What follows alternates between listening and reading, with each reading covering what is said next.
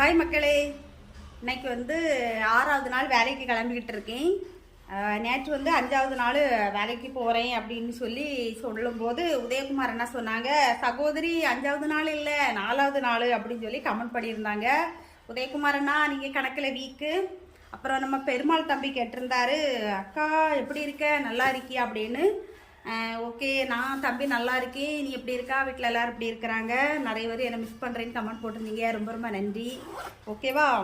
அப்புறம் வந்து நேற்று கொஞ்சம் பிஸ்னஸ் டல்லாக தான் இருந்து, ஏன்னா வந்து எங்கள் நாகர்கோவிலில் நல்ல மழை பதியங்க, நேரமே போகவே இல்லை. நமக்கு சேல்ஸ் நடந்தால் நேரம் போகிறதே தெரியாது. ஆனால் நேற்று அப்படி இருந்து அப்புறம் இன்றைக்கி எங்கள் வீட்டில் என்ன குழம்புனா வெளை மீன் வாங்கிட்டு வந்துருந்தாங்க. மீன் கொஞ்சம் ஒரு 4 துண்டு எடுத்து பொரிச்சிட்டு அப்புறம் மீதி போட்டு குழம்பு வச்சுருக்கேன். ஒரு வாத்துக்கோழி முட்டை பொரிச்சு வச்சுருக்கேன்.